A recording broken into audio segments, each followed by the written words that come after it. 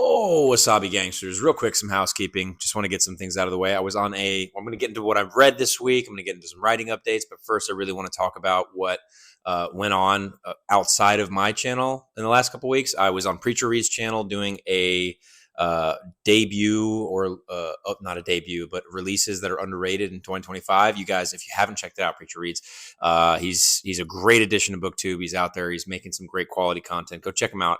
And then Chris from Bearded Book Beast, I was on his channel. We had a good long discussion that we both wish could have gone on forever. I love talking to Chris, and we will be talking some more coming up. We'll get into some Berserk stuff. Myself, Tom Orange, Chris from Bearded Book Beast, Alex from Iskandaria, and Britton from Some OK Dude. And I believe Andrew from Andrew's Wizardly Reads is going to be joining us as well. So that's going to be a stack conversation. As soon as we finish the Conviction arc, I'll get into where I'm at right now with Berserk. But other than that, I think that's the big housekeeping channel stuff outside of here that was going on. So let's dive into my reading.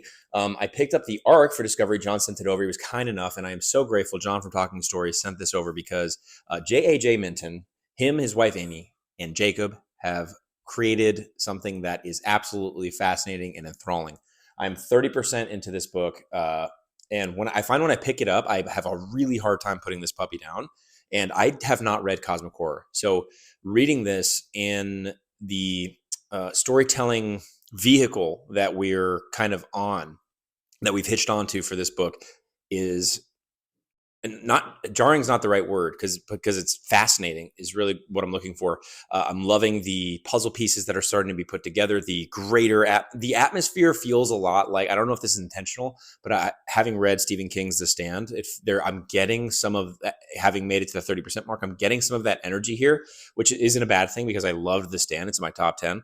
And so there's some other Stephen King-esque character voice that we're getting, but overall, like, this is something wholly original to me. I've never experienced Cosmic Horror, and this is an absolutely fascinating book. It comes out, I believe, in May, so you guys should honestly get it on your pre-orders on Amazon. If you haven't, I'll put a link in the description below. This is fascinating. If you have any sort, it even says an apocalypse in 5 acts. Wow. Okay, so there is some. We sort of have, I guess, that I didn't see that there. Okay, so this is one I will leave in the description box below because you should absolutely check this out. If you just like reading fiction in general, this can be for you. The horror elements are, it's done so well. There's some I don't want to say too much. This is fascinating so far, and I cannot wait to finish this. And everybody that I have a group chat, me and the Red Company, we talk about this. Jacob is the most recent, I believe. I don't want to spoil that he finished it. He'll give his own thoughts. But yeah, this has been a surprising read and an absolute fascinating debut for JAJ Minton. The Minton family has produced something absolutely enthralling. We have Eluthienn, which myself and the Red Company are reading for our discussion. I'm 50% done. This was my January read. We're having the conversation on February 13th. So far, 50% through. I'm enjoying this. I think the world building in it is the most fascinating part of it. It does take some time for me to ground myself here and there, which I don't think is an issue. It's just something, I think it's more a me thing of when I'm picking this up. But yes, Eluthienn, I'm really enjoying so far. I'm loving the world building elements of it. I love the convergence aspect of it. It's told through 2 perspectives, and we're getting sort of a medieval fantasy in a sci-fi world. And yes, I'm enjoying this so far. I don't really have much else to say. We do get some dwarves and some elves and things in here. I don't know if that's a spoiler. I don't think it is. I think they introduced the dwarves pretty early. And then some other things that I'm not going to spoil. And then we'll have that in our discussion with the Red Company. February 13th, I believe, is next Thursday. I'm not wearing my watch. Don't know why I looked. And then also I read a few chapters out of To Ride Hell's Chasm. This one is one I haven't had a chance to really sit down and dive into. The prose, everything people say about Janny's prose, it's not like I don't want there shouldn't be a wall that's preventing people from picking this up.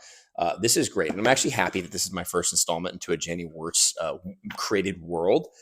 That said, the aspects of story that we are told that we're getting coming into Ride Hell's Chasm, exploring racism and the other aspects of it that tie into this royal court and the search for, I don't want to make sure I want to spoil anything. Okay, yeah, so Biton saved not only the princess but the entire kingdom. Says okay, so yeah, following the mysterious disappearance of Princess Andra just by reading the back of the book. There we go. Okay, so we get a really interesting exploration. There's the third chapter. I think has been the most interesting and thought provoking so far. Amongst them, I'm don't probably not this. My explanation is probably not doing this any justice whatsoever. But Janny did a fascinating job so far of weaving this world together for me and putting me on the ground there. It does definitely take me. I need to sit down and I need to immerse myself in this book more. I think once I'm done with Eluthienn and once I'm done with Discovery, I'm gonna chip away at this, and then as soon as I'm done with Eluthienn and Discovery. More so, I'm going to really just dive headfirst into this and complete it and then I'll give my full thoughts on that when that happens, probably in the next 2 weeks. I imagine it is a dense book. Her writing again it's she does things so gracefully that when I'm writing, I'm like, wow, I just can't do that. I just don't have that grace. I just don't. And so far, that's what I can note from less than, I think, 70 some odd pages. But yes, very, very wonderful writing, very interesting world, and I can't wait to see where the plot is going. Also, I'm going to talk about Berserk in a second. I'm trying to think, what am I? Oh, okay. Yes, Prophet of Edan will be my following read after To Ride Hell's Chasm, and I'll be reading that side by side. Disquiet Gods. Those will be my two big reads after I finish these three here that I'm in right now. And then we have Berserk, Volume 6. I finished this puppy. Technically, I finished Volume 18. And we're in the heat of the conviction arc.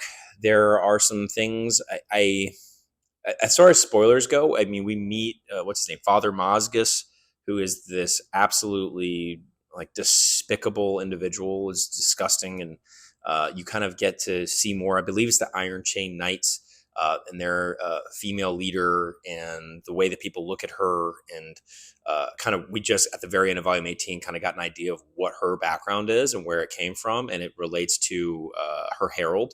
And it is very interesting to how Kentaro Miura can have woven together all of the graphic and grimdark aspects of this story. It's absolutely fascinating. There's the stuff that we're seeing. Again, this is spoilery, so cover your ears. Just 3, 2, 1. The stuff that we're seeing with, actually, I'll just say this: the stuff that we're seeing with Guts and his companions. It's very interesting to see some separation and where these characters are and what they have to go through and kind of where it's leading based on how the eclipse and that arc of the Golden Age ended. It's all very interesting. And as we get more into it, I'm excited to finish the conviction arc. I believe Chris over Bearded Book Beast has finished the conviction arc. He just texted me today, actually. So I'm going to dive head first into finishing volumes 19 and 20, and I believe 21. And then we'll be good to have that discussion. So I imagine I'm going to have to pick that up this week. And I imagine we'll be having that discussion in March. That for those of you waiting for that Berserk spoiler discussion. Now, I'm going to dive into my writing really quick, guys. Thank you so much if you're here for just the reading. I'm, again, really grateful that you guys come and hang out. Let me know what you're reading down below. Subscribe, leave a like. And let's chat in the comments. It's definitely one of the more fulfilling things about doing this and having conversations with you guys. So I'm going to dive into my writing really quick. Oh, I am not going to make a cut, but I do have a new blurb for the book. I'm going to leave it down in the description below.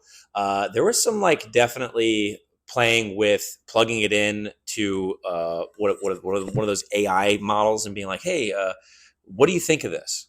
And it's freaking weird. It's creepy. And then I was like, hey, what were my inspirations for that? Can you decipher my inspirations? And it was able to it had said Brandon Sanderson, which it wasn't, but I think if you plug anything into there and just, it has magic in it, it's going to say that. So yeah, it's freaking creepy. I don't think I ever want to touch that ever again. I put together a blurb with some stuff that I got from my developmental editor, and Abel really helped me with this. I sent him over kind of like a rough draft of what I wanted to put on the back of the book. I've really been kind of promoting that here. And in general, just like it's in my description, you guys will see the evolution of my blurb in the descriptions of all my videos. That said, the newest one I'm really happy with. I just put the finishing tagline on it. If you guys go to Amazon, you can see it. I'll also put it in the description below. And then, yeah, there's a reading I have of an old version of the very first part of my prologue that you guys can check out. There's a video in the description below as well. As far as writing where I'm at, I'm diving back into book 2, and I'm really, really excited. I'm through 3 chapters of editing, revising is what we'll call it. And it is so interesting to go back and see the first draft of a book and just like, you're like, oh God, it's so cringy, a little cringy. That said, like, not actually, it's just more like, oh, you could do better. And when you word vomit and your pans are like I am, it's pantser. It's really hard for me to go back and look because I'm just like, darn it, like, why didn't I just get it right the first time? But yeah, so in these revisions, I'm really going line by line. I'm really trying to make sure the story is refined. I already have some scenes in my head that will be plugged into the story to make everything kind of fit together cohesively. The first book definitely took a lot from the second book, which is great. Still waiting on copy edits, by the way. I turned that into Gracie last week. From York Editing Guild. So waiting to hear back from that before it goes to my proofreader. And then, so I believe that I should have a good digital advanced copy for people out in, I want to say confidently, April, because Abel's going to help me with formatting, and I'm really looking forward to what he's able to come up with design-wise for the interesting interior to make the reading experience better. And so I will have some digital arcs to send out. Being transparent, like, I did want to mention that I was like, hey, can you tell me what my influences were to AI? Because I was like, all right, I'm curious. Like, I'm actually curious as to what the freak this thing is. And yeah, it is disturbing, kind of, very much so. And not as far as it creating, I know this is a big, deep conversation. I don't think it should be. I think at the end of the day, who freaking discussed it? He was on Tutor Ramble, and he talked about it as it's just another author. If somebody decides to use that, it's like, all right, that's their choice. As far as creating, I really don't think that it's something that we should worry about. I think the human connection in us who tell stories is really the important thing that comes across in those books. As far as the difference that we can tell, I feel like our brains just sort of have this wiring where we know something that is created by something that, and actually, funny enough, Discovery is talking about AI. So you see in Discovery, that conversation brought up of like, there's something so, I forgot the exact quote. I actually just read it today. It talks about the unnaturalness of us being able to decipher something that was created by us and or an other.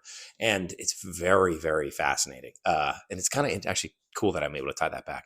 But yeah, so my point was I wanted to be transparent about that. I wanted to be not that anything came of it, genuinely. It's just, I just wanted to make sure people, know, like, I don't know, it feels slimy just having put my finger on it at all.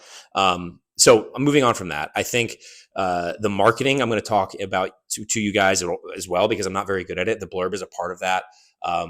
Of course, I was like, okay, are you able to give me some websites that I can go to send out things like eARCs? And I know that NetGalley exists, so that's one of them I got. And there's a couple others that I'm going to be paying to put digital advanced reader copies onto, and then if readers pick it up through their newsletter, they pick it up and they review it. Obviously, the goal is an honest review, just to get it out, just to give it some get some eyes on it. So that's something I will be doing once I have digital eARCs to go out. So that might be in April as well.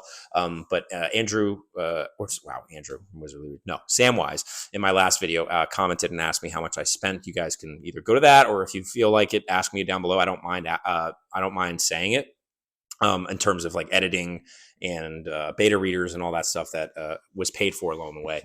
I'm totally transparent about that. And if you guys want a video about that, I am open to that. And giving as much details as I can. I think tools for writers is a big thing in terms of books and videos, even on YouTube, that I would watch when I was in the early stages of my writing. If you guys want me to share those resources with you, me and Chris talked about it in our conversation last week. I think it was last Tuesday. You can go to his live videos that he has, and it's a recording on there. And I talk about a bunch of resources that I used to really navigate writing in the very beginning and kind of download the information in my head so I can figure out my process. Just, it's a lot of trial and error. So yeah, I want to be transparent about what I'm going to be doing for marketing. I will be printing some special edition paperbacks that will be going to very specific reviewers that I have in mind already. And then of course, blurb givers, not going to say their names yet, because of course, if they don't give me a blurb, then I just screwed myself.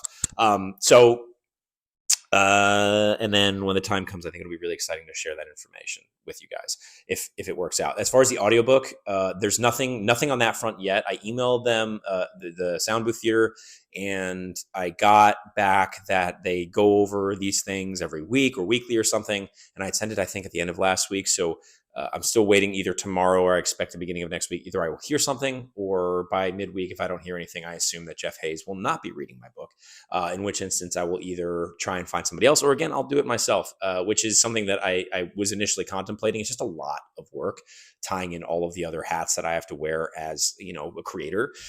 And so again, it's something else I want to be transparent with you on, is all of that, because at the end of the day, like, I want people to experience this story. I mean, the ebook right now is a pre-order for 99 cents, and it will be, I believe, 99 cents for the first month or so of release. I don't really know how that works. If I'm the one setting the price, it will be that for at least a month. And then my goal is obviously to increase it a little bit. Not much. I think the most I'll sell my ebook for is like $2.99. And then obviously I don't know about my physical copy yet, because I just don't have that information for you guys. Once I have that information, I'll let you guys know what it will cost. And again, I know I'm like straying away from the writing hat that I usually wear at this part of the video, but again, these are things that I want to share with you guys and be transparent on, because to me, it is a part of this journey. It is important. And again, I'm terrible at marketing, and I can acknowledge that this conversation and communicating with people who I'm hoping will read my stuff is an important part of that. That said, like, authentic conversations and just talking about story in general is something that I thoroughly enjoy. And me being able to do that with my own work in the future is a very big goal of mine, because I love it so much. So that all behind us. In terms of book 2, as I said before, I'm in chapter 3 right now. I thought of something in the shower today that I have to go in and add back in chapter 3 that I just finished. And then I'm going through and working it. I believe the word count, for those of you who are keeping track, is about 185. I add words, I take away words. So it started at 186.9, I think. And so we're down at like 185.5. You guys, if you are interested in the exact word count every week on Patreon, it's free. You can just go and sign up and like get my writing updates there. It's kind of like a newsletter for a website, and you get the exact word count of where my book is at. I post that with these videos every week, a little bit earlier. And then with that, additionally, I talk about probably a bunch of the other stuff that I talked about in this video. I don't think I'm going to go too crazy into the marketing stuff. I think this conversation is fine for that. And if you guys want to know more, again, I'm more than happy to share. I think that having seen, other people inside of fantasy and the series that they've created who haven't completed them, not those that are working toward that, but people who just have kind of put them by the wayside, supposedly. I can't comment on that. I have no idea. But I think that distrust is something that I want to alleviate and just get rid of. I think that it's important that you guys who will be conversing about my story with me know that I also want to engage in that conversation with you. And I want that conversation to grow and grow and grow with the story that I'm telling, with the stories that I'm telling, and with the stories that I hope someday people can tell within my world. So those things are all really, really important for me. And I think I'm running out of things to say at this point. So thank you guys. Thank you, Slay. I know whenever I shoot out a message to him and ask him for his advice and his feedback, he's always been such a great voice for I think most booktubers in general and indie authors. Like, he's just a great defender in general of people's passions, and he himself is a very passionate individual. And I can't wait for one day the world to see the work that he's putting in for his project. And then also Britton from Some OK Dude. I read some of his work recently. I had the pleasure of getting some early draft work that he sent my way, and the atmosphere that he's able to create is absolutely enthralling and fascinating as well. I think the Talking Story tree has that going for it. And Britton has a very interesting setting that I'm really looking forward to exploring, and some interesting character work that I'm also looking forward to continue reading. I'm only a couple chapters into the work that he gave me, and I think I have like 2 or 3 left. So that's something that I think going towards the end of this week into Sunday, I'll be diving into as well, for those of you who have been keeping track of some more of my reading. I will finish Eluthienn by the 13th, by Thursday next week. Discovery will be that one I'm pacing out. I have a really hard time putting this one down. If I get like a good amount of reading time in, this one will be a big priority. And then to ride Hell's Chasm right now is like I'm going to slowly chip away at this and hopefully get to some more of it as Discovery starts to wrap up and I have more time to actually sit and read to ride Hell's Chasm like in a row. I just want to sit and immerse myself in that world. But yeah, I'll be chipping at it anyways, otherwise. So yeah, that's it, guys. I'm just yapping at this point. Yeah, leave your comments down below. Thanks so much for hanging out, gangsters. Appreciate it. And I will see you next week.